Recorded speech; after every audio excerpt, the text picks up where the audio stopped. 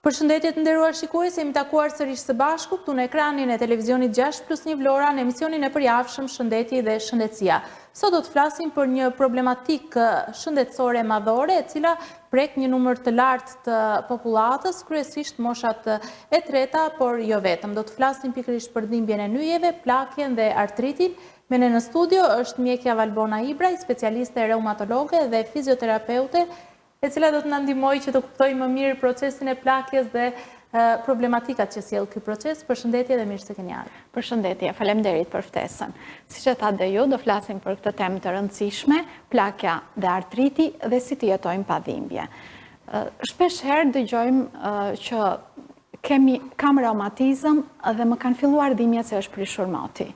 Kjo është shpreha tipike, sidomos në qytetin ku ne jetojmë, por edhe nga moshat e thyera që e kanë si rutinë. Çfarë do të thotë pikërisht kjo shpreha dhe a është e vërtet që gjitha këto problematika vijnë nga kushtet atmosferike? Jo, nuk është thjesht kushtet atmosferike që ndikojnë, sepse vërtet kushtet atmosferike janë lagështira apo temperaturat e ftohta dhe presioni atmosferik që ndikojnë dhe kanë një lloj ndikimi, nuk janë të testuara shkencërisht dhe nuk janë të konfirmuara që ndikojnë në plakjen apo dhe në dhimbjen, por deri diku kanë një ndikim në artikulacione. Plakja është një proces biologjik që ndikon në proceset qelizore të artikulacioneve apo dhe në gjithë sistemet e organizmit, por jo gjithmonë është një arsye thelbësore dhe duhet të kemi dhimbje dhe duhet të kemi një jetë jo të shëndetshme apo jo cilësore sepse jemi duke u plakur.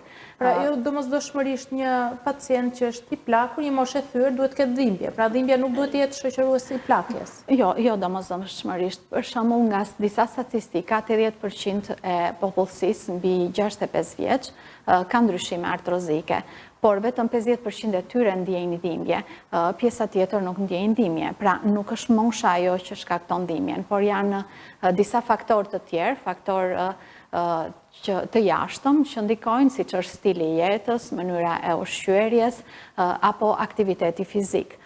Shumë persona që nuk kryejnë aktivitet fizik, po bëjnë një jetë sedentare për shumë arsye, apo kanë një ushqyerje të keqe, apo kanë mbi peshën dhe lëvizin shumë pak, kanë një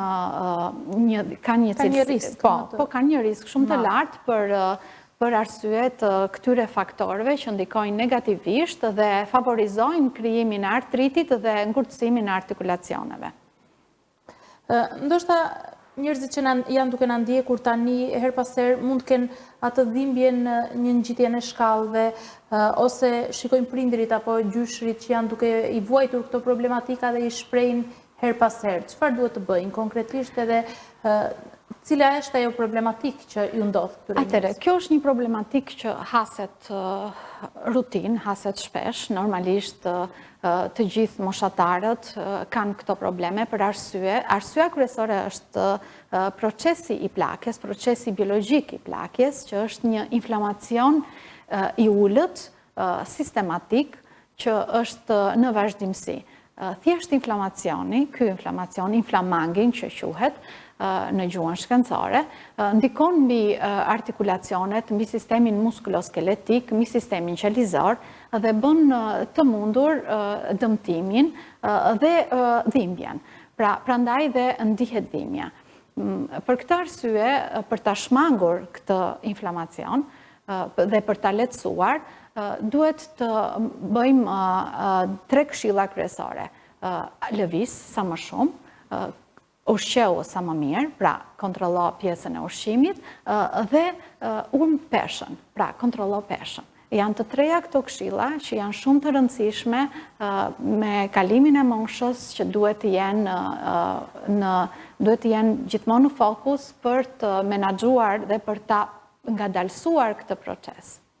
A është e mundur të jetojmë pa dhimbje? Është e mundur të jetojmë normale. Është e mundur të jetojmë pa dhimbje, shumë persona që plaken nuk kanë dhimbje, është një kontingent shumë i madh që janë mbi moshën 75 vjeç dhe nuk kanë dhimbje, nuk kanë, sepse bëjnë një jetë cilësore të shëndetshme, pra e rëndësishme është nuk të jetojmë gjatë, por të jetojmë shëndetshëm dhe pa dhimbje. Pra të bëjmë një jetë cilësore, të qetë dhe pa dhimbje. Pra të kemi një stil jete sa më të mirë. Pra është stili jetës ajo dhe cilësia jetës që na përcakton se si do kemi dhe procesin e plakjes. Çfarë ndodh me trupin ton teksa plakemi dhe si mund të mbrojmë shëndetin e nyjeve? Shëndeti i nyjeve është shumë i rëndësishëm. Dhe procesi plakjes e stimulon artritin. Pra nuk është artriti pjesë e plakjes, është plakja ajo që e stimulon artritin.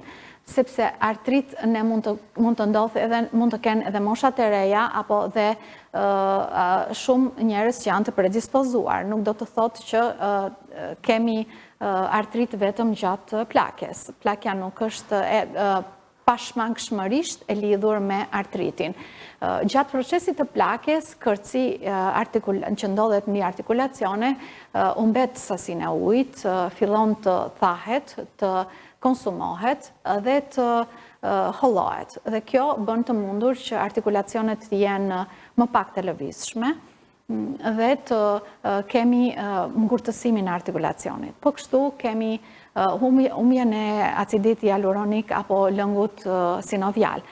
Lëngu sinovial, që është i përbërë nga acidi hialuronik, është shumë i rëndësishëm në lëvizshmërinë e artikulacioneve. Gjatë procesit të plakjes, kjo sasi fillon të paksohet dhe për këtë arsye artikulacionet bëhen më pak të lëvizshme dhe fillojnë kërcitjet dhe shpesh është ajo që ne dëgjojmë që thonë që më kërcasin kockat kur ngjisim shkallët.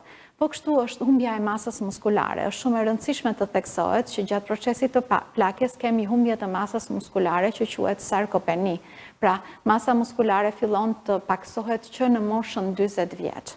Dhe gradualisht kjo masë muskulare, nëse nuk menaxhohet mirë me një aktivitet fizik apo me stil jete aktiv, me lëvizshmëri, fillon të shfaqet sarkopenia, që është një sëmundje më vete e rëndësishme që është e lidhur me procesin e plakjes, dhe dobësia muskulare është shkaku kryesor që ne kemi vështirësi pastaj në lëvizje, bëhet shkak për rrëzime, bëhet shkak për fraktura, sepse gjatë procesit të plakjes është edhe një problem tjetër shumë i rëndësishëm, osteoporoza, ose humbja e densitetit kockor. Janë shumë të pakt ato mosha që të mëdhaja që nuk kanë osteoporoz ose humbje të densitetit kockor, sepse është dhe kjo një pjesë e rëndësishme që duhet menaxhuar mirë për arsye se rrëzimet nga humbja e ekuilibrit apo nga humbja e masës muskulare bëhen shkak për fraktura dhe frakturat në moshë të madhe janë të vështira pastaj për të menaxhuar dhe për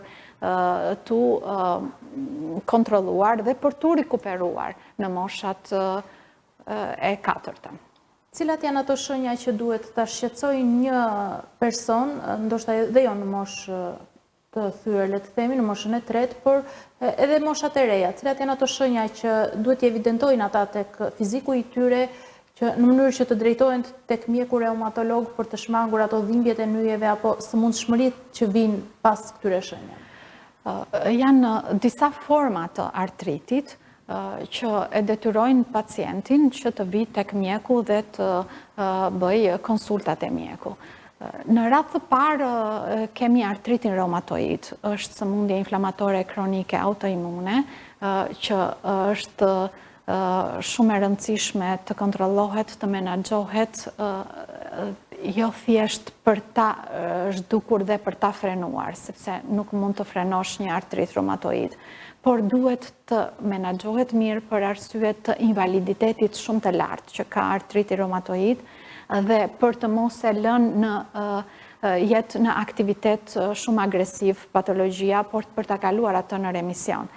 Pacientin e detyron të vijë ëndja, skuqja e artikulacionit, vështirësia në lëvizje, ngurtësimi mëngjesor mbi 30 minuta dhe pamundësia për të lëvizur deformimet e artikulacioneve që janë të pashmangshme gjatë procesit të aktivitetit të sëmundjes të artritit reumatoid. Për këtë arsye, mjeku reumatolog duhet ta menaxhojë këtë situatë nëse pacienti vjen dhe parashitet për konsult dhe duhet të marrë si mjekimin, se është i pashmangshëm mjekimi, ashtu dhe suplementët, ashtu dhe fizioterapin dhe lëvizjet, se fizioterapia është shumë e rëndësishme në artritin reumatoid për menaxhimin e inflamacionit dhe menaxhimin e dhimbjes. Pra një pacient që ka artrit reumatoid ka një kompleks ekzaminimesh për të kryer më pas trajtime nëpërmjet. Po, patjetër është shumë e rëndësishme, sepse duhet të ndiqen të gjitha etapat për ta kaluar qëllimi i parë është që të kalojmë këtë sëmundje nga sëmundje në aktivitet apo në agresivitetin e saj, në sëmundje në remision, siç duhen përdorur si barnat modifikuese të sëmundjes dhe imunosupresorët dhe mjekimet biologjike që së fundmi janë tashmë në përdorim. Po ashtu edhe suplementet, ashtu dhe kujdesi me fizioterapi për ta mbajtur të kontrolluar. Siç thash, janë dhe disa artrite të tjera apo dhimbje që vijnë nga artrite, nga forma të tjera artritesh, që kemi artritin gutos, që duhet ta cilësojmë është depozitimi i kriprave të acidit urik në artikulacione. Dhe këto shkaktojnë shumë dhimbje. Acidi urik depozitohet në artikulacione kur është i rritur në gjak. Rritet në gjak nga sinteza e purinave dhe arsyeja është e ndryshme në rastet se kur kemi sasinë e yndyrnave në gjak të rritur, në personat obez, në personat që kanë vuajnë nga sëmundje metabolike apo nga diabeti, në pacientët që kanë probleme me veshkat, probleme renale, gjithashtu në pacientët që konsumojnë një dietë jo të mirë, që është e pasur me yndyrna, përdorimi i alkoolit është shumë i rëndësishëm sepse favorizon purinat që të rriten në gjak. Dhe artriti gutoz është një arsye që e bie pacientin me alarm dhe me urgjencë tek ne, për arsye të dhimbjes së fortë dhe të menjëhershme. Kryesisht është e gishti i madh i këmbës dhe pastaj mund të preki dhe artikulacionet e tjera, artikulacionet e gjunjëve, por në momentin që këto kripra arrin për një kohë të gjatë në artikulacione, japin destruksion dhe e dëmtojnë rënd artikulacionin. Prandaj duhet të merren masa sa më të shpejta, si për dietën ushqimore, si për frenimin e faktorëve që e favorizojnë këtë sintezë të purinave, ashtu dhe mjekimin me antiinflamator për të ulur inflamacionin, me antiinflamatorët jo steroid, me kolkicinën dhe uljen e acidit urik që është allopurinoli ose febuksosati për të ndihmuar eliminimin e acidit urik nga organizmi. Pra gjithë këta pacientë që vuajnë nga artriti e kanë të domosdoshëm marrjen e mjekimit. Doktoresha, shumë njerëz mendojnë se dhimbja në nyje është thjesht pjesë e plakjes. A është e vërtetë kjo shprehje? Nuk është dhimbja në nyje pjesë e plakjes, sepse siç e tham edhe më parë, jo të gjithë personat që plaken kanë dhimbje. Artriti mund të prek edhe moshat e reja. Shumë mosha të reja mund të kenë si artritin reumatoid, që është një sëmundje autoimune, ashtu dhe artritet të tjera që janë të lidhura dhe me pjesën genetike, janë të lidhura me mbipeshën, janë të lidhura me pjesën metabolike, janë artrozat metabolike, po ashtu dhe janë të lidhura dhe me stilin apo aktivitetin e jetës së tyre. Ka njerëz që punojnë me pesha të rënda, kanë bërë trauma në mosha të reja dhe këto mikrotrauma apo traumat në mosha të reja favorizojnë që në ato artikulacione që ku janë dëmtuar në moshë të re të krijojnë dhe të favorizojnë artritin. Shumë pacientë që kanë osteoartrite ose osteoartroz janë të predispozuar pak nga plakja. Pra, osteoartriti dhe spondiloartrozat janë dy artroza që janë pak të lidhura me moshën, sepse fillojnë mbi 50 vjeç dhe janë procesi plakjes i favorizon. Për arsye sepse në osteoartrozat ne kemi dëmtimet artikulare që janë nga mungesa e lëngut sinovial, nga depozitimet e kriprave të kalciumit apo të acidit urik, apo nga depozitimet e shumë kriprave të tjera që janë të favorizuara nga hollimi i kërcit sinovial, sepse në momentin që kërci sinovial hollohet, bëhet e mundur që të thahet dhe të dëmtoj artikulacionet. Po kështu janë dhe spondiloartrozat dhe këto janë shumë të rëndësishme për të theksuar, sepse shkaktohen jo thjesht nga plakja, por dhe nga stili jetës, jeta sedentare, janë diskopatit e kolonës vertebrale. Në momentin që një pacient apo një person bën një jetë sedentare, apo ka një punë me orë shumë të zgjatura, ri me orë të zgjatura ullur në karike, koka e ullur poshtë, fillon kolona vertebrale të deformohet dhe me kalimin e moshës, ato deformime bëjnë që disku intervertebral që është tharë të bëj kompresionet si të radikseve nervore, ashtu dhe deformimet e kolonës vertebrale dhe fillojnë pastaj dhimbjet cervikale, dhimbjet në pjesën torakale dhe dhimbjet lombare. Pra stili jonë i jetës apo mënyra se si ne bëjmë jetën ndikon në procesin e plakjes, nëse ky proces është më afër apo më larg? Ndikon në dhimbjen dhe ndikon në cilësinë e jetës. Me pak fjalë, plakja është proces biologjik i pashmangshëm, por dhimbja dhe artriti janë të shmangshme, janë të menaxhueshme. Sfida më e madhe e moshave të treta është të jetojnë pa dhimbje. Po, të jetojnë pa dhimbje, të jetojnë gjatë, por me cilësi jete të shëndetshme edhe pa dhimbje. A mendoni se mund të realizohet kjo? Kjo realizohet duke marrë parasysh ato këshillat që ne tham, të lëvizim sa më shumë, të ushqemi sa më mirë dhe të kontrollojmë peshën. Pra, të treja këto këshilla na dalin para në çdo hap dhe në çdo problematikë shëndetësore kryesisht. Po, normalisht po. Doktoresha, do t'ju pyes pak për suplemente, duke qenë se suplementet që shiten kudo nëpër dyqane, nëpër farmaci, edhe reklamohen shumë, njerëzit her pas heri marrin dhe vetë këto suplemente. Ju çfarë rekomendoni? Dikush duhet të marrë vetë një suplement, apo ai duhet të inshtrohet fillimisht disa ekzaminimeve, duhet marrë konsult me mjekun reumatolog, dhe më pas përcaktohet se cilat suplemente janë të domosdoshme për këtë person? Suplementet normale që nuk kanë dëm shumë të madh në organizëm, janë mirë që të përdoren, por duhet të jenë të menaxhuar mirë, sepse dhe ato kanë efektet anësore të tyre. Nuk mund të përdoren pa kriter dhe nuk mund të përdoren pa u konsultuar fare me mjekun. Në kohë të shkurtër dhe në sasi të pakët mund të përdoren, por deri në momentin që ti duhet të shkosh te mjeku të konsultohet dhe të pyetet për sa kohë duhet ta përdor dhe a bëj mirë që e përdor apo jo këtë suplement. Mirë është që të mos përdoren pa u konsultuar me mjekun. Në përgjithësi, suplementet që janë më të rëndësishme për nyjet dhe për artritin është omega 3, vitamina D, kurkuma, janë suplemente antiinflamatore dhe që janë shumë të rëndësishme për shëndetin e nyjeve, muskujve dhe artikulacionit. Kur duhen përdorur? Në cilën stin të vitit apo sa shpesh duhen përdorur?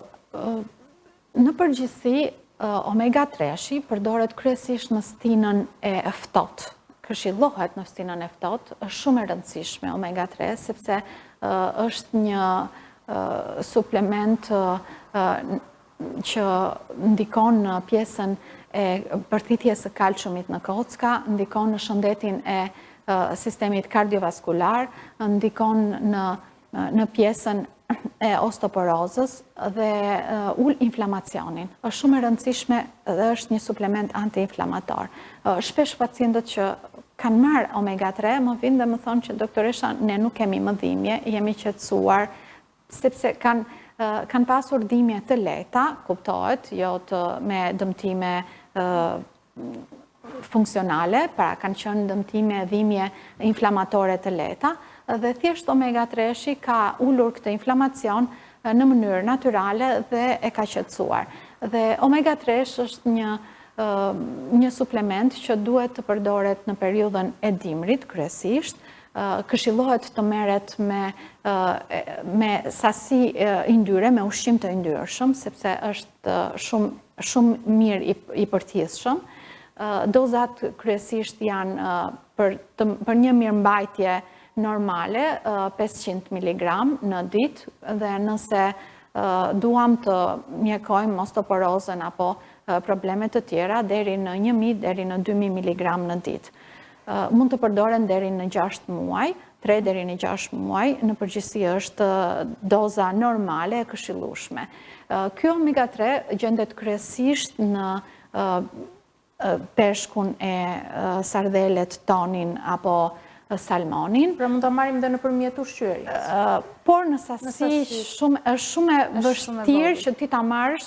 Vaj peshkut është suplement që e përmban dhe që ne e marrim si suplement, sepse është ndryshe të marrësh omega-3-shin, që është suplement që i ka të 3 acidet yndyrore të përbëra, dhe ndryshe të marrësh vajin e peshkut që është suplement që mund të ketë disa nga acidet yndyrore, se kemi shumë omega-3, kemi 3, 6, 9, 7 janë disa omega që ne i kemi në suplemente. Gjendet kryesisht për ta theksuar tek vaji i ullirit, tek arat, te disa kërpudha, te farat e linit, te farat e kijës, pra në këto është dieta ushqimore, prandaj dhe duhet ta theksojmë që ushqyerja e mirë është shumë e rëndësishme si për të ulur inflamacionin, ashtu dhe për të menaxhuar procesin e plakjes. Doktoresha, një nga suplementet apo vitaminat që përdoret gjërësisht është dhe vitamina D. Çfarë ndikimi ka vitamina D në procesin e plakjes dhe si duhet ta marrim ne si suplement, pavarësisht asaj vitamine që sintetizohet në trupin tonë nëpërmjet rrezeve të diellit? Vitamina D është shumë e rëndësishme. Gati 50% e popullsisë botërore kanë deficiencë të vitaminës D. Gati 1 miliard njerëz në botë kanë mungesë të vitaminës D. Edhe ne që jemi vend me diell, dhe 300 ditë diell, kemi mungesë të vitaminës D nga shumë pacientë që ne kemi kontakt gjatë vizitave dhe gjatë konsultave të përditshme, na vinë me mungesa të vitaminës D. Vitamina D nuk është e shprehur shumë dhe në vendin tonë, pavarësisht se ne jemi një vend me diell. Dozat vitamina D në gjak duhet jetë deri në 50, 30 deri në 50 optimale, që është doza në niveli optimal i vitaminës D, nanogram për mililitër në gjak. Kjo është niveli optimal. Nëse do të ishte 50 deri në 80 nanogram për mililitër, do ishte për personat që të jenë jetë sa më aktive, të janë shumë të fuqishëm për punë, për të qenë sa më energjik. Nëse do ta kemi në 20 nanogram për mililitër, atëherë kemi një emergjencë, pra duhet urgjentisht të marrim suplementin e vitaminës D për të plotësuar nevojat. Shpesh na vinë kryesisht në nivelet 20 deri në 30 nanogram për mililitër, që është sasi e pamjaftueshme, dhe kjo është rutinë, kjo pjesë, dhe duhet të marrin suplementin në rutinë. Gjithë ata që e kanë nën 30 vlerën e vitaminës D, duhet të marrin suplementin, sepse është shumë e rëndësishme. Vitamina D ka ndikim shumë të madh në përthithjen e kalciumit në organizëm, ka ndikim shumë të madh në pjesën e imunitetit, ka ndikim në forcimin e muskujve, ndikimin për të shmangur osteoporozën. Pra, vitamina D është shumë e rëndësishme për organizmin dhe duhet të menaxhohet marrja dhe monitorimi i vitaminës D. Por kjo mungesë e vitaminës D nuk ka lidhje thjesht me plakjen. Ka lidhje në gjithë popullsinë. Pra nuk ka statistika që pleqt e kanë më shumë. Pra është 50% e popullsisë botërore me mungesë. Dhe duhet marrë që nga si profilaksi. Në disa vende të botës është profilaksi e detyrueshme që vitamina D merret që në muajin nëntor dhe ndërpritet deri në muajin maj. Pra merret rregullisht profilaksi, sidomos në vendet që nuk kanë mungesë të diellit, sepse siç dihet vitamina D sintetizohet nga rrezet ultraviolet beta. Por normalisht, pavarësisht se ne jemi vend me diell, ajo nuk ka deficit, ka mungesa të vitaminës D, pra nuk arrim ta sintetizojmë. Kjo për shkak të stilit të jetës, që bëjmë një jetë jo shumë të ekspozuar në diell. Po kështu dhe nga ushqimet, Kur është orari që e sintetizon më shumë trupi vitaminën D nëpërmjet diellit, duke qenë se ne jemi një vend me diell? Në përgjithësi, këshillohet të rrihet 30 minuta ekspozuar në diell në ditë, dhe në orarin e mëngjesit, kryesisht nga ora 9 deri në 10 të mëngjesit. Por, siç dihet që atmosfera është tashmë nuk është e mingarkuar dhe nuk i kemi ato rrezet beta aq të pastra dhe në ato orare pjesa më e madhe janë nëpër puna. Po, shumë janë nëpër puna dhe normalisht nuk mund edhe në vendin tonë më shumë qëndrojnë në ambiente të mbyllura dhe nuk. Dhe kjo është një arsye. Vitamina D gjendet dhe dua të flas pak më gjatë për vitaminën D sepse është e rëndësishme dhe dua të insistoj në disa gjëra që edhe ndoshta dhe shumë veta kanë pyetje dhe duan që ta dëgjojnë. E marrin dhe vetë vitaminën D, po ndonjëherë ndoshta edhe gabojnë pa kryer ekzaminimet, marrin sasitë është e rëndësishme ose s'marrin fare. Po. Vitamina D merret kryesisht nga ushqimet veza, e verdha e vezës, po vezët që janë nga pulat që shëtisin dhe ushqehen në bar, pra në natyrë. Ushqimet organike. Po, ose nga qumshti, apo kosi, apo bulmeti i pas kremuar, dhe prodhimet që vijnë nga qumshti, nga disa kërpudha, gjendet në disa kërpudha, vitamina D. Pra, këto janë vendet ku ushqimet që ne mund të marrim vitaminën D, por janë shumë faktorë që e ndikojnë, pavarësisht se ti e merr në ato ushqime, përthithja nuk arrin të bëhet nga organizmi dhe prap ngelesh deficit, sepse shumë veta thonë që ne marrim ushqim të shëndetshëm, ne i bëjmë të gjitha këto dhe prap kemi mungesë të vitaminës D. Pra janë shumë faktorë, janë dhe faktorë të brendshëm të organizmit që nuk e sintetizojnë, janë dhe patologji të tjera që nuk e favorizojnë përthithjen e vitaminës D. Prandaj është shumë e rëndësishme. Dhe një pjesë tjetër e rëndësishme që duhet theksuar është që vitamina D shikohet e ulët dhe në moshat e reja. Pra nuk është vetëm tek moshat të pleqt apo tek moshat e mëdhaja, apo tek gratë në menopauzë. Pra se nuk dua të ndaloj vetëm tek këto, duhet ta them me zë dhe pak më fort që duhet të kujdesen dhe moshat e reja shumë më tepër se sa dhe si do ta kuptojnë. Se janë pikërisht të moshat e reja që kanë mungesë vitamine D ndër vite dhe pastaj fillojnë ato problemet e nyjeve. Po, dhe fillojnë problemet e nyjeve, pra kjo është shumë e rëndësishme. Fillon osteoporoza në moshë të re. Me vitaminë D të ulët. Fillon osteoporoza në moshë të re. Kam hasur disa raste moshat deri në 30 vjeç që kanë pasur mungesë të theksuar të vitaminës D nën dietë, që është shumë e theksuar, nën 10 nanogram për mililitër, dhe kanë filluar ndryshimet e osteoporozës, gjë që s'është një sëmundje e mirëfillt, pra nuk mund të fillojë sëmundja e osteoporozës e mirëfillt në ato mosha.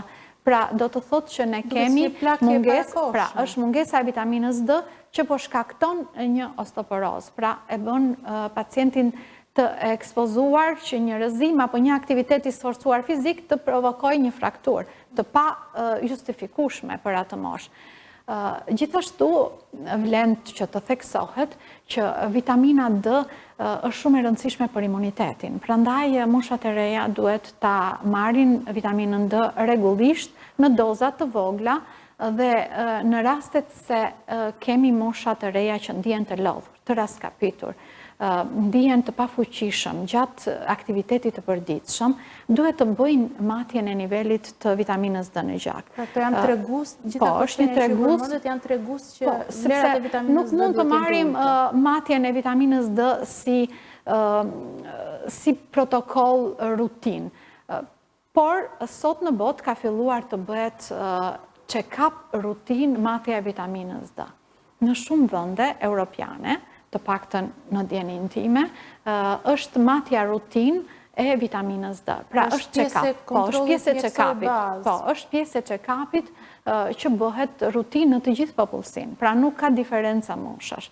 Ka që rëndësi ka sot vitamina D.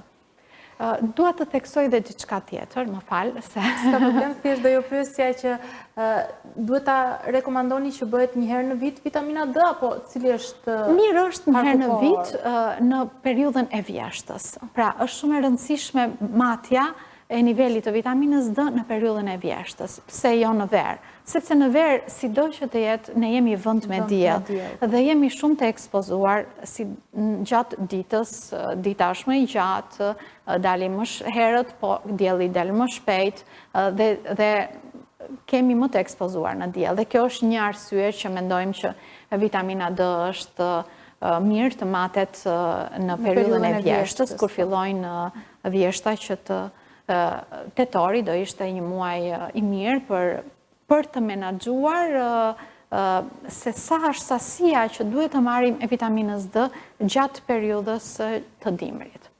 Dhe mirë është që të jetë si profilaksi. Pra, të gjithë të marrin sipas nivelit të vitaminës D, që kanë gjak të marrin vitaminën D si suplement. Ka risk për mbidozim të vitaminës D? Po. Siç e thash që 30-50 është doza optimale e vitaminës D, që është niveli vitaminës D që duhet jetë në gjak. Nëse ajo do të kaloj mbi 100, ne kemi toksicitet. Prandaj dhe nuk duhet marrë asnjëherë pa konsultën e mjekut dhe pa bërë një dozim të vitaminës D. Dhe nëse dikush e merr atë suplement pa konsultën e mjekut për shkak të pamundësive për të ardhur te mjeku, apo e ka të vitamin D, e ka marrë në mënyrën e tij. Ndoshta edhe kanë sënë fëmijë, duke qenë se moshat... Okej, po edhe ajo është... Moshat treta marrin shumë medikamente nga jashtë duke u sjellë fëmijët, edhe vitamina D është një ndër suplementet që e sjellin. Duhet ta pi për një farë kohe të shkurtër dhe duhet të bëj dozimin se deri ku është niveli i arritur i vitaminës D në gjak dhe të konsultohet me mjekun për të vazhduar se si do bëj marrjen e vitaminës D. Dozat normale që duhet të marrim vitaminën D është 1000 mg deri në 2000 mg në ditë është për profilaksi. Ndërsa në rastet kur kemi pamjaftueshmëri është 2000 deri në 4000 unite në ditë sipas pamjaftueshmërisë të vitaminës D. Ishim duke folur për sëmundjet e pleqërisë, për plakjen, për dhimbjet që shoqërojnë plakjen, për dhimbjet e nyjeve kryesisht, për artritin dhe për gjitha këto problematika, për parandalimin e tyre dhe për trajtimin, do të flasim pas një hapësire të shkurtër publicitare.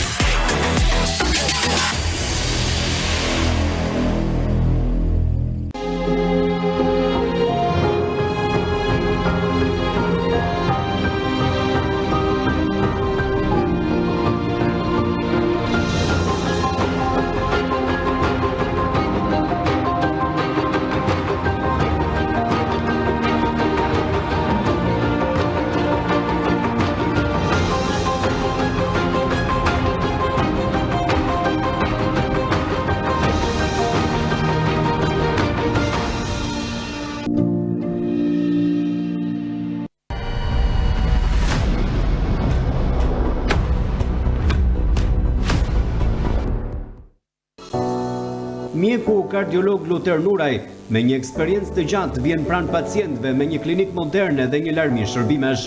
Aparaturat e fjalës së fundit, ambient komod dhe mikpritës. Çdo pacient, pas vizitës së parë, në një afat një mujor, ka të drejtë të kryejë aq vizita sa ka nevojë të rësisht falas. Mjeku specialist Luter Nuraj kryen konsulta për çdo pacient nëpërmjet telefonit për të evituar shpenzimet në kohë nëse banon larg. Shërbimet që kryen në klinikën e mjekut Luter Nuraj janë ekografi e zemrës, ekografi arterieve karotide, të qafës, prova ushtrimore me biciklet, holter, elektrokardiograma, si dhe vizita. Mjeku kardiolog Luter Nuraj në dispozicionin tuaj paradite nga ora 8:30 deri në orën 13:30 dhe pasdite nga ora 14 deri në orën 20. Kontaktoni me mjekun e njohur specialist Luter Nuraj edhe në numrin e celularit. Klinika ndodhet pranë supermarket Marketi Im në katin e dytë të Kullave Aleksandria. Jeni të lodhur, punoni shumë orë në zyrë, apo keni probleme shëndetësore dhe asgjë nuk ju ka dhënë efekt. Ndoshta medikamentet janë të kushtueshme. Tani kujdesemi ne për ju dhe për shëndetin tuaj. Qendra e Rehabilitimit Migun ofron trajtime për çdo moshë dhe çdo problem nëpërmjet trajtimeve në mënyrë natyrale. Për probleme si deformime të shtyllës kurrizore, hernie diskale, nervi ischiatik, Anemi, hipertension, diabet, arteriosklerozën, trompozën, varigje, çrregullime në veshka, prostata, menopauzë, çrregullimet e stomakut, çrregullimet e mëlçisë, infeksionet e lëkurës, amnezin, migrenën, pagjumësinë, sinuzitin, dhimbjet e kokës, zhurmat në vesh, alergjit, astmën dhe shumë probleme të tjera i kuroni vetëm tek ne. Migun e specializuar nga institucionet profesionale ndërkombëtare për cilësinë me efekte pozitive dhe kurim pa efekte anësore. Certifikatat FDA, ACA dhe të tjera janë një garanci për cilësinë e produkteve tona. Na vizitoni në adresën Bulevardi Ismail Qemali, zona Konat, pranë zyrave të OSHS Vlorë. Kati par, ose na kontaktoni në numrat e celularit. Migun, e ardhmja më e mirë për shëndetin tuaj.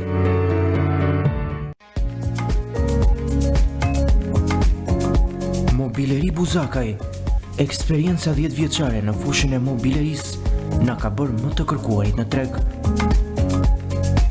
Arredim shtëpie dhe zyre, Kënde, koltuqe, minibare, tavolina mesi dhe buke, stil modern italian, dhoma gjumi. Mobileri Buzakaj, cilësi, korrektësi, garanci.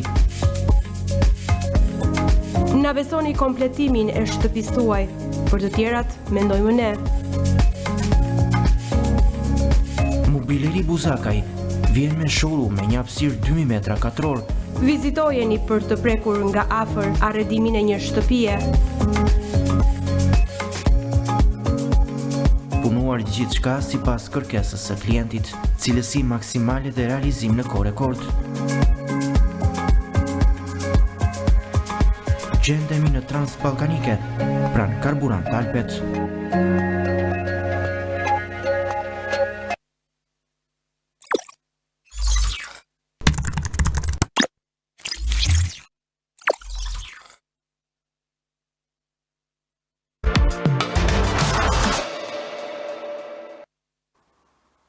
Jemi rikthyer sërish në studio, ku në këtë pjesë të programit do të flasim me doktoresh Valbona Hibraj për mënyrat e parandalimit dhe për më tepër për trajtimin e artritit, dhimbjeve të nyjeve, osteoartrozës dhe të gjitha këto sëmundje që shoqërojnë plakin.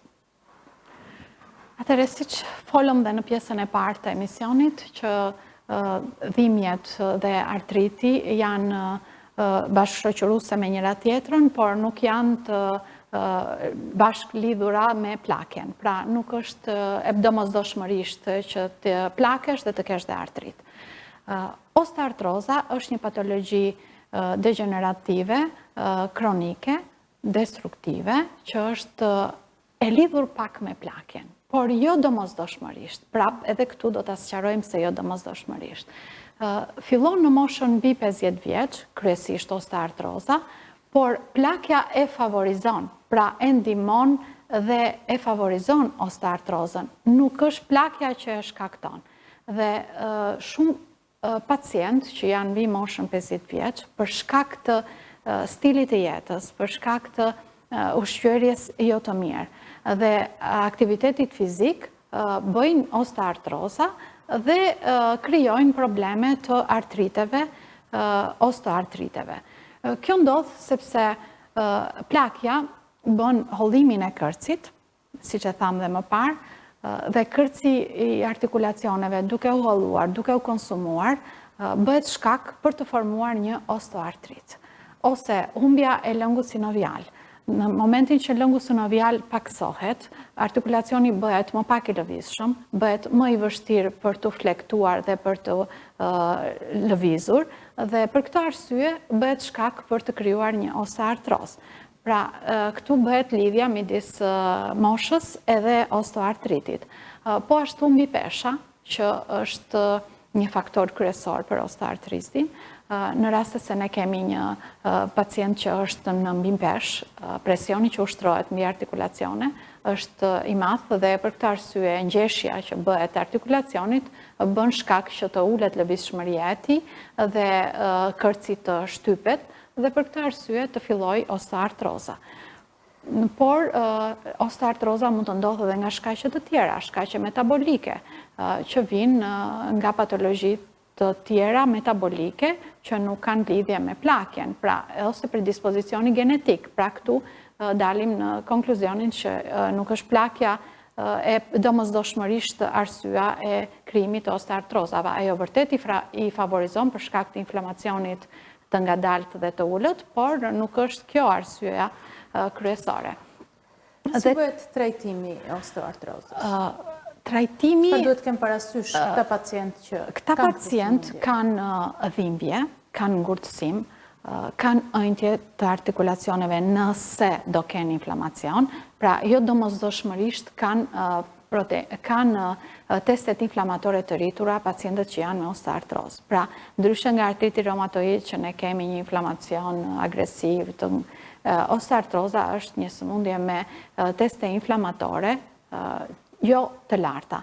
Pra, është sëmundje destruktive pa teste inflamacioni të larta. Kështu që pacientët mund të menaxhojnë këtë patologji duke rregulluar stilin e jetës, duke marrë suplemente dhe duke rregulluar dietat ushqimore. Njëkohësisht antiinflamatorët jo steroid mirë është që të jenë sa më pak të përdorshëm në rastet e osteoartrozave, vetëm kur kemi dhimbje të forta dhe kur nuk është arritur ta menaxhojmë situatën, për arsye sepse shumë nga pacientët me osteoartrozë janë pacientët mbi moshën 50 vjeç, përderisa kjo fillon mbi këtë moshë. Dhe mbi këtë moshë fillojnë dhe patologjitë të tjera që mbi vendosen, apo rritet risku për dëmtimet renale, për dëmtimet kardiovaskulare, për hipertensionin, dhe në këto raste marrja e antiinflamatorëve ka kundërindikacione, sepse antiinflamatorët japin probleme kardiovaskulare, renale, kanë kundërindikacione gastrointestinale. Për këtë arsye ne jemi sot për të menaxhuar situatën, për të mos arritur në agravimin e osteoartrozës dhe për të ngadalësuar këtë proces. Dhe suplementet janë ato më të rëndësishme, folëm pak për vitaminën D në pjesën e parë dhe do të ndaloj pak tek vitamina D për kombinimin, se si kombinohet vitamina D.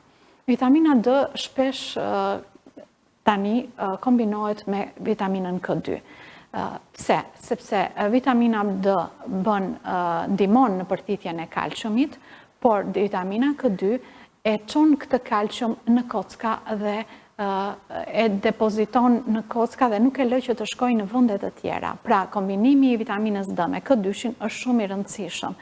Pse është i rëndësishëm? Në momentin që kalciumi nuk depozitohet në kocka, atëherë depozitohet në arterje dhe na krijon probleme kardiovaskulare dhe na depozitohet në hapësirat artikulare, duke na dhënë bursite, duke na dhënë osteofite dhe duke e rënduar osteoartritin.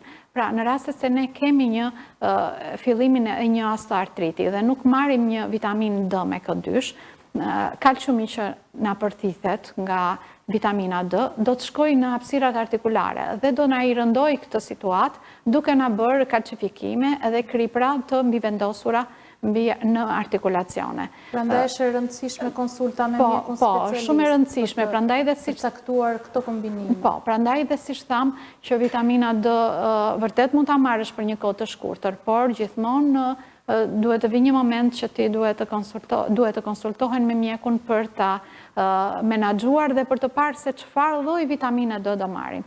Dhe është e rëndësishme që të merret omega-3, sepse është një antiinflamator shumë i mirë, se ne e tham dhe e cilësuam që omega-3 është një antiinflamator shumë i mirë dhe na qetëson dhimbjet. Dieta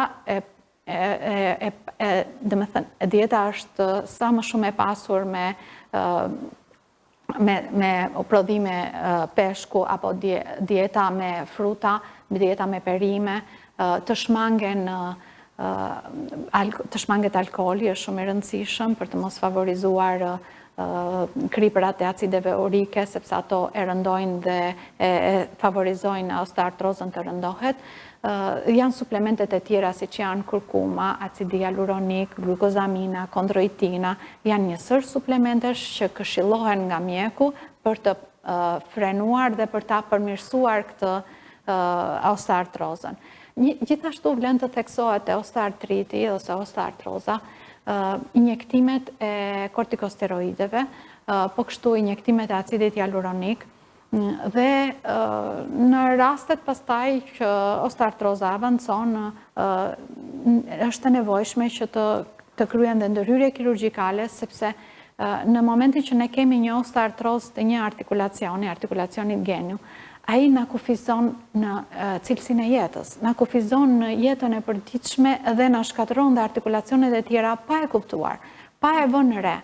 Vërtet është qëndrimi pa lëvizur për arsye të dhimbjes, sepse do rish gjatë gjithë kohës i ngurtësuar dhe i kufizuar në një ambient brenda apo në një ambient të kufizuar sepse lëvizja është e pamundur. Prandaj duhet shmangur ose duhet ngadalësuar ky proces që të mos arrim në këto situata. Shumë njerëz mendojnë se kur kanë osteoartroz apo artrit duhet të pushojnë mos lëvizin shumë që të mos t'i shkaktojnë më shumë dhimbje. Është metodike dur kjo apo bëjnë gabim? Shumë njerëz që kanë osteoartroz mendojnë që të rinë pa lëvizur. Se thonë që kam dhimbje dhe nuk duhet të lëviz, por nuk është metoda e dur. Duhet që të lëvizin, të bëjnë aktivitet, të bëjnë ecje, të bëjnë notin, të bëjnë yoga, gjimnastikën mjekësore, është shumë e rëndësishme për të cilësuar gjimnastika mjekësore, dhe është një lloj gjimnastike që është e personalizuar. Duhet patjetër një mjek, fiziatër, fizioterapeut, ta përcaktoj këtë gjimnastikën mjekësore, sepse duhet që të përcaktohet patologjit që shoqërojnë pacientin. Nuk mund të bëj gjimnastikën apo aktivitetin fizik një pacient që ka probleme kardiovaskulare apo që ka probleme të tjera pa u konsultuar me mjekun, sepse mund të bëj lëvizje të gabuara që mund të rëndojnë situatën. Edhe një problematik tjetër. Po, mund të rëndojnë situatën. Në momentin që ne kemi dobësinë muskulare, humbjen e masës muskulare, kur ti bën lëvizje të gabuara, mbështetja artikulare nuk është e mirë dhe ndodh që ti të bësh edhe fraktura nga rëndimi nga peshat që mund të përdorësh pa kriter dhe pa kontroll, po edhe nga lëvizjet e pakujdesshme. Këto ushtrime kur duhet të bëhen? Në pjesën sa po zgjohemi, ka një program të përcaktuar?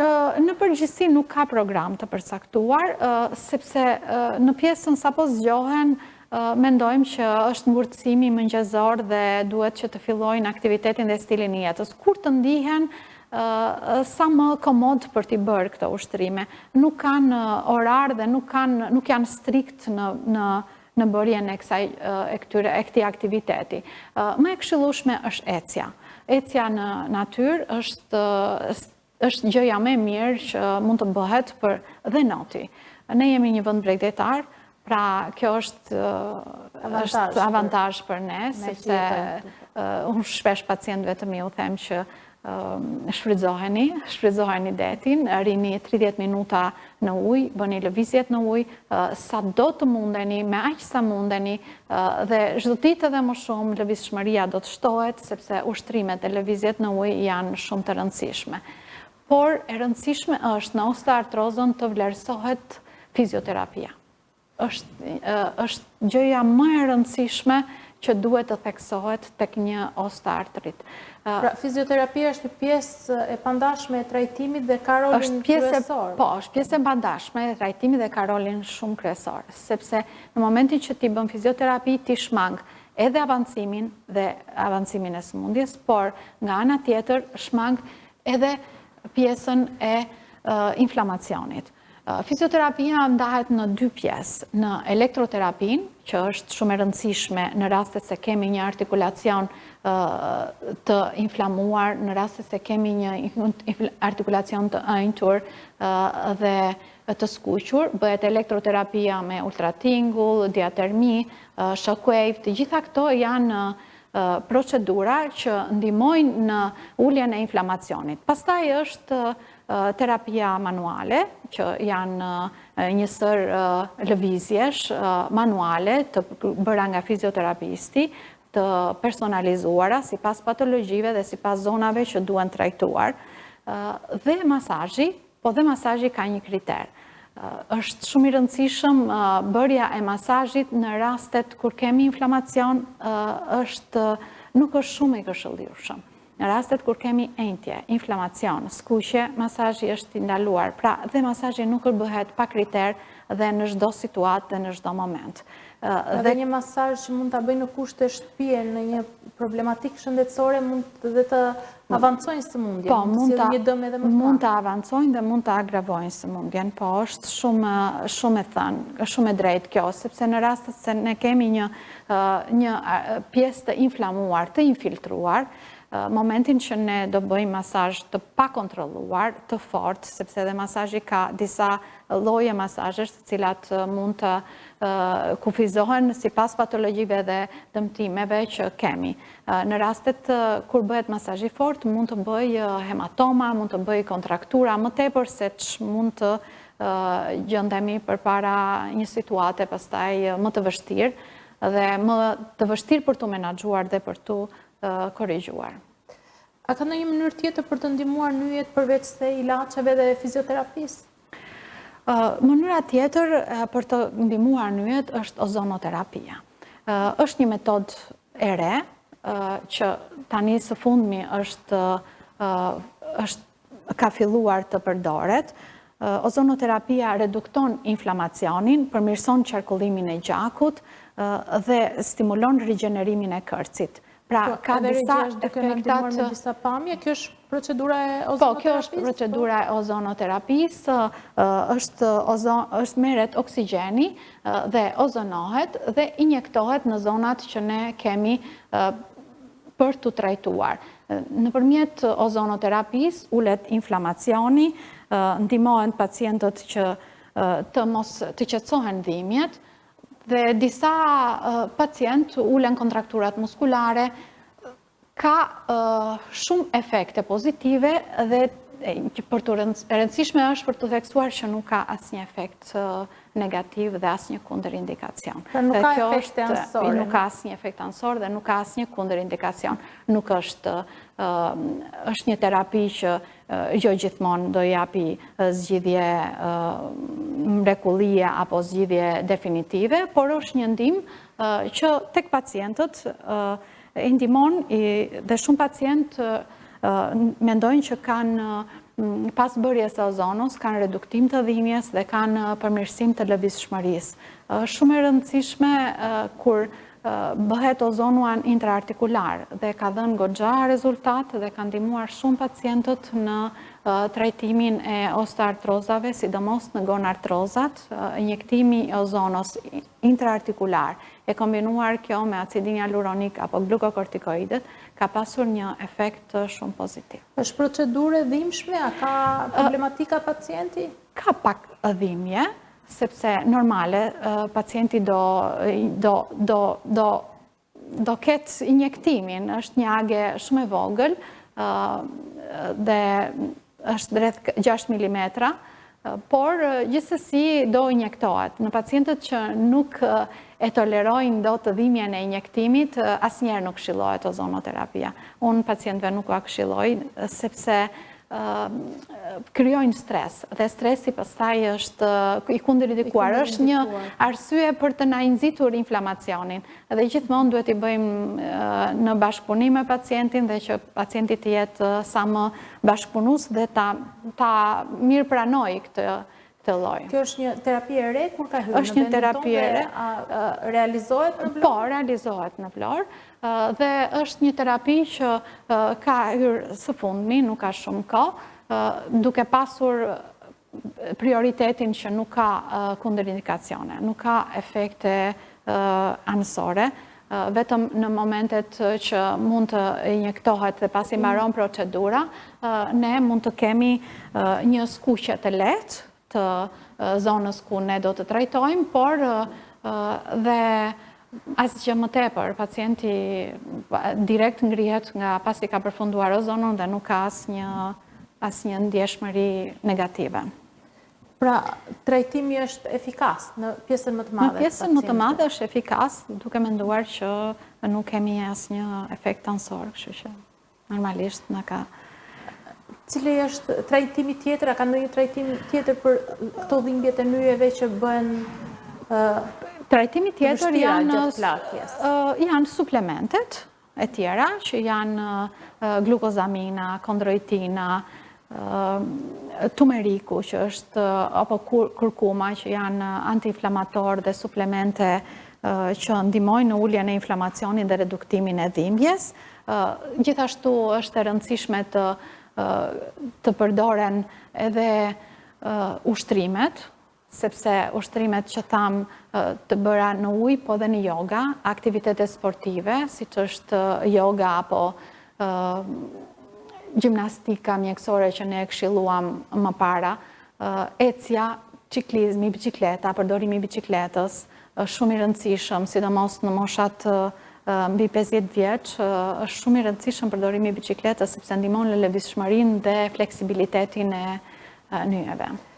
Kur bëjmë ushtrime të lehta gjatë dhimbjeve, dhimbja zvoglohet, pse ndodh ky fenomen?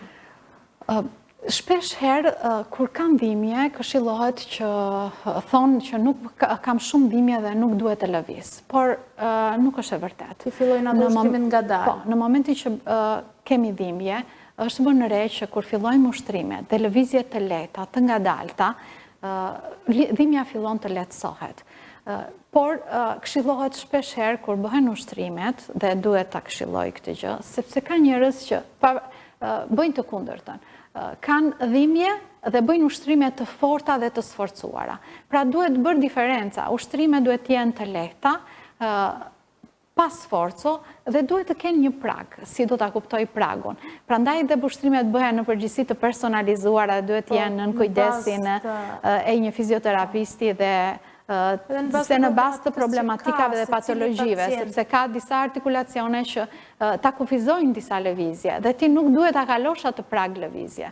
Apo ka disa artikulacione që kanë një kufizim që është dhimbja në një pikë që ti nuk duhet ta kalosh atë dhimbje. Pra, ka disa lëvizje që duhet të bëhen derisa të filloj dhimbja. Pra, lëvizja ushtrimi bëhet deri në pragun e fillimit të dhimbjes, pa e kaluar atë prag. Pra është një perceptim individual që duhet ta perceptoj pacienti. Po, çdo individ në momentin që i bën. Po, në momentin që bën, nuk duhet ta kaloj, sepse është ajo mendimi që duhet ta bëj sa më fort që të më kaloj dhimbja dhe që unë të shërohem. Jo, sepse mund të dëmtohet më shumë. Pra mund të krijoj dëmtime të parikuperueshme pastaj nëse bëhen të forta, të sforcuara dhe me pesha. Pra është individuale dhe në bazë të pragut të dhimbjes që ka secili. Po, në bazë të pragut të dhimbjes dhe është individuale. Doktoresha, jemi drejt fundit të emisionit, cilat janë këshillat tuaja të fundit për njerëzit që kanë këto problematika shëndetësore dhe kryesisht për pacientët që janë në fazën e plakjes dhe të mos i trëmben këtij procesi? Atëre, Si që thamë, rëndësishme është të jetojmë sa më gjatë, shëndetshëm dhe aktiv. Pra, të kemi një cilësi jete sa më të mirë. E rëndësishme është të lëvizim sa më shumë, të bëjmë një aktivitet dhe jetë sa më aktive, të mos kufizojmë lëvizje dhe të mos jemi të prirur të qëndrojmë pa lëvizur se kemi dhimje, të qëndrojmë sa më inaktiv se kemi dhimje. Pra, lëvizjet, deri në momentin që ne na i toleron trupi dhe arrim të suportojmë dhimjen, mirë është, janë të këshillueshme që të bëhen. Tjetra është ushqyerja sa më e mirë, pra ushqimi i kontrolluar, dieta të jetë e pasur me fruta, me perime, me produktet e peshkut, produktet e bulmetit, të mos kemi produkte që janë të pa kontrolluara apo të përpunuara, të konservuara gjithashtu, dhe të evitojmë sheqernat, sepse pretendohet që sheqeri është inflamator. Është një ushqim inflamator, të gjithë ne e pëlqejmë këtë gjë, por sheqeri është një ushqim inflamator në përgjithësi. Pra stili jetës dhe mënyra si ne ushqemi na dikton edhe atë procesin e plakjes. Po, janë shumë të rëndësishme për ta menaxhuar dhe për ta ngadalësuar këtë proces. Faleminderit doktoresha për këshillat tuaja dhe informacionat me vlerë që dhatë për pacientët, duke qenë se është një temë e gjerë dhe ka shumë për të folur dhe edhe nevoja për informacion e njerëzve është e madhe dhe urojmë të kemi dhënë informacionin e dur në mënyrë që ata të marrin një indicje dhe më pas sigurisht që duhet të drejtohen tek mjeku specialist për të marrë atë trajtimin e dur dhe metodat e trajtimit ashtu sikurse ju i përmendët. Ishte kënaqësi prezenca juaj në studio, kemi ardhur në fund të emisionit. Edhe për mua ishte kënaqësi, faleminderit. Faleminderit, ishte ky emisioni për sot Shëndeti dhe Shëndetësia. Ishim në studio me doktoresh Valbona Ibraj, folëm për dhimbjet e nyjeve, për artritin, për sëmundshmërinë që shoqëron plakjen, por askush nuk duhet të ketë frikë nga plakja. Plakja është një proces fiziologjik, por e rëndësishme është që ashtu sikur se tha dhe doktoresha, të bëjmë një stil jete të mirë dhe sigurisht që nuk do kemi problematika madhore. Pastaj për problematikat gjithmonë drejtohen tek mjeku specialist. Faleminderit që na ndoqët. Bashkë do të shihemi sërish të anën e ardhshme në një tjetër emision dhe me një tjetër të ftuar. Mirupafshim.